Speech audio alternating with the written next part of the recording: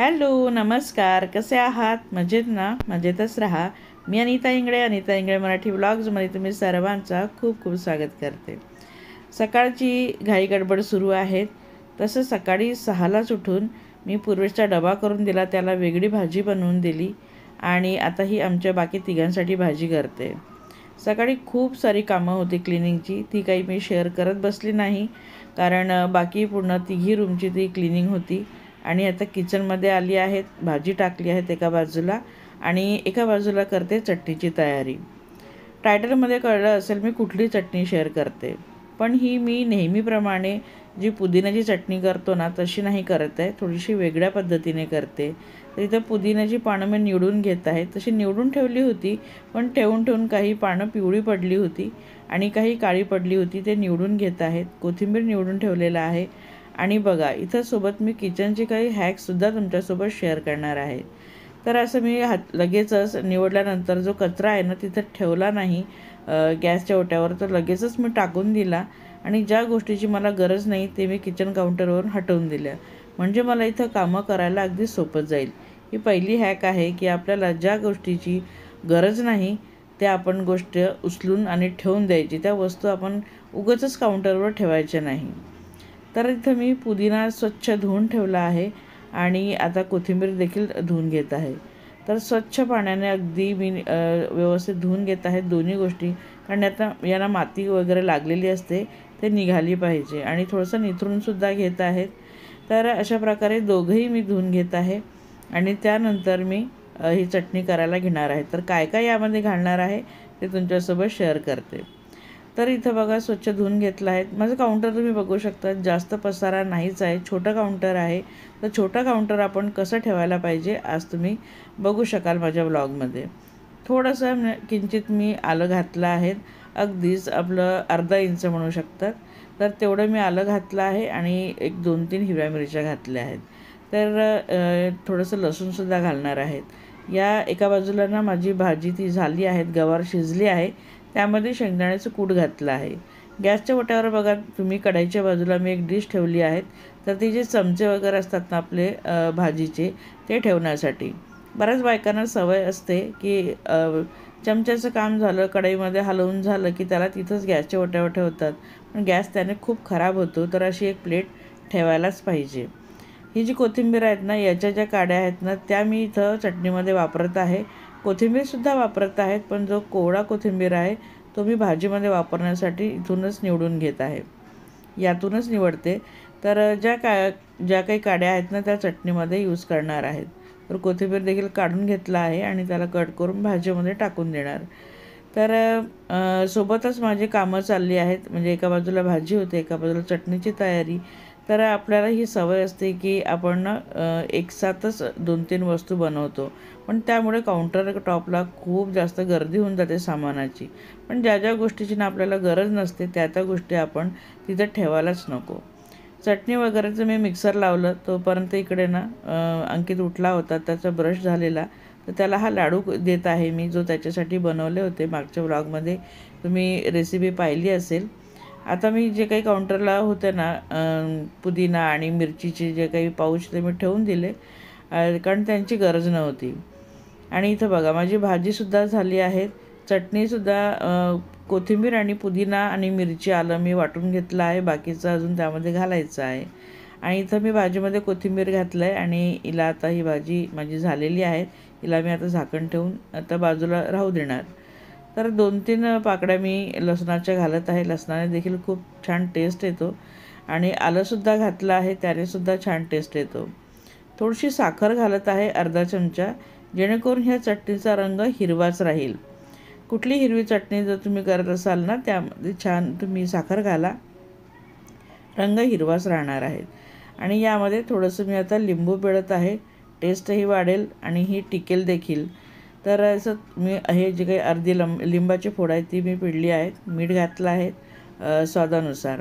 आणि आता हे परत मी मिक्सरला लावून घेणार आहे. तर मिक्सरला लावून छान अशी आपण पेस्ट करून घ्यायची आहेत. आणि हे बघा, ही आहे सिक्रेट इन्ग्रेडियंट, ही आहे बुंदी. ही मसाला बुंदी आहे.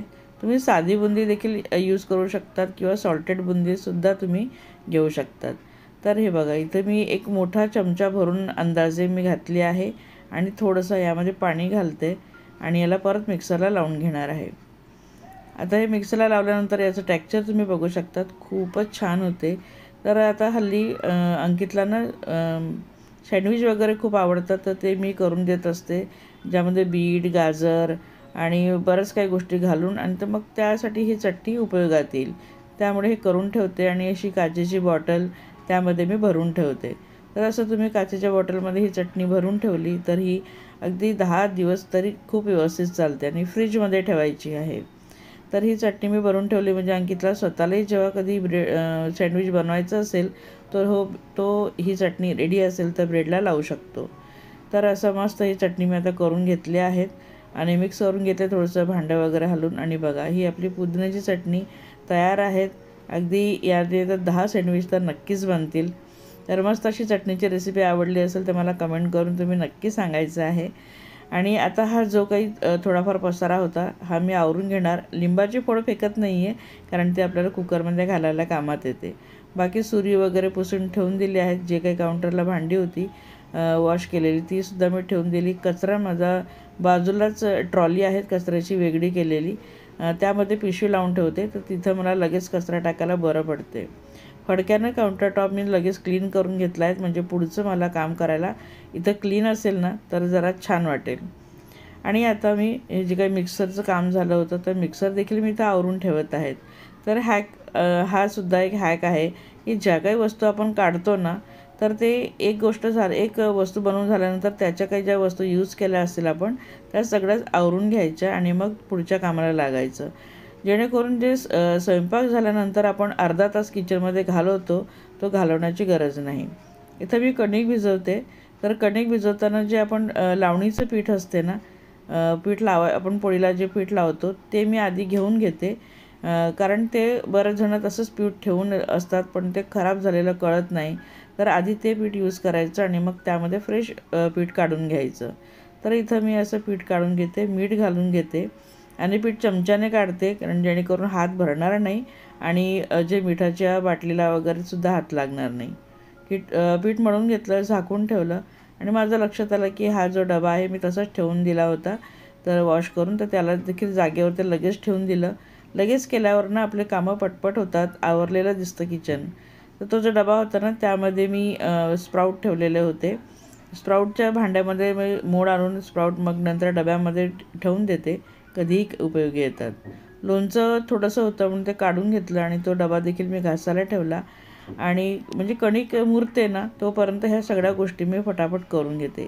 भाजी देखील भांड्यामध्ये काढून घेतली आहे. कढाई देखील मी घासायला ठेवून दिली.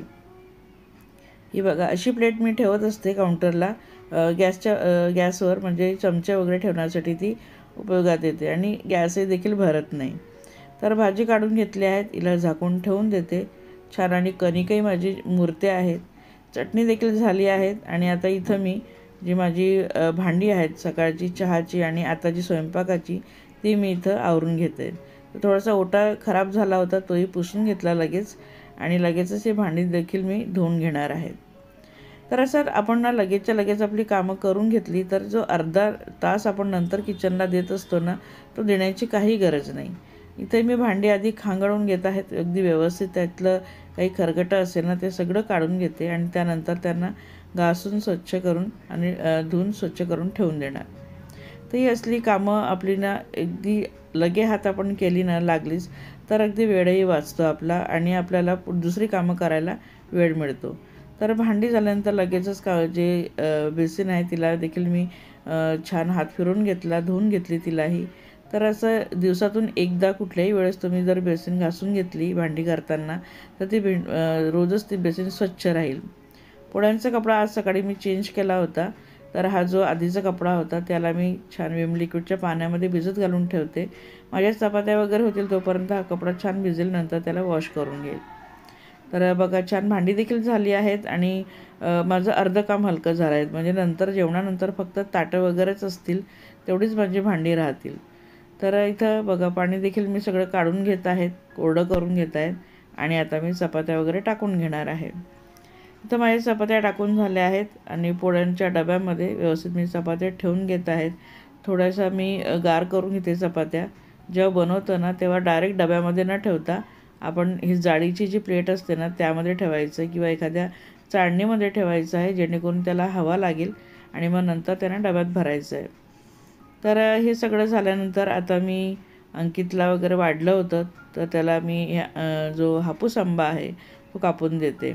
हा पहिला हापूस आंबा घरात आलेला आहे. तर खूप दिवसांनी म्हणजे आंबा खायला मिळतो आहे, वर्षांनी आंबा खायला मिळतो आहे. तर मागे गुढीपाडवा रेडीमेड थोडासा रस आणला होता, त्यानंतर आत्ता हा आम्ही आंबा आणलेला आहे. त्याला तिकडे जेवण दिलं आहे. मिस्टरांना देखील मी जेवण आता देणार आहे. त्याआधी हे जो गॅस आहे ना तो सगळं स्वच्छ करून घेते. लगेचच गॅस वगैरे क्लीन झाला ना की अगदी बरं वाटतं, किचन अगदी साफसुथरं वाटतं आणि मग आपल्यालाही पुढची कामं करायला ना थोडीशी ऊर्जा येते. आता मिस्टरांना वाढून देत आहेत भाजी चपाती आणि त्या आंबा जो कापलेला होता त्यांना देखील अर्धा दिला आहे. तर दोघांना असं वाढून दिलं. आणि बघा इथं मिस्टरांनी सकाळीच ना भाज्या आणल्या होत्या आणि फुलं आणली होती. ती फुलं अगदी आम्हाला 15 दिवस तरी जातात. तर अशी एकखट्टीच ते फुलं घेऊन येतात. आणि बघा पुदिना देखील आणला आहे. तर मी त्यांना बोलली होती की पुदिना आहे आणू नका, आज मी चटणी बनवणार आहे. तर त्यांना वाटलं पुदिना घेऊन या, आज मी चटणी बनवणार आहे. तर त्यांनी अजून पुदिना घेऊन आले आणि घरामध्ये ऑलरेडी पुदिना आहेत. तर अशा शेवग्याच्या शेंगा आणि काही त्यांनी सॅलडचा हा सामान आणला आहे. हल्ली खूप म्हणजे माझ्या घरी सँडविच बनत आहेत, हेल्दी खाणं सुरू आहेत. तर सगळे काही ते आणलं आहेत त्यांनी.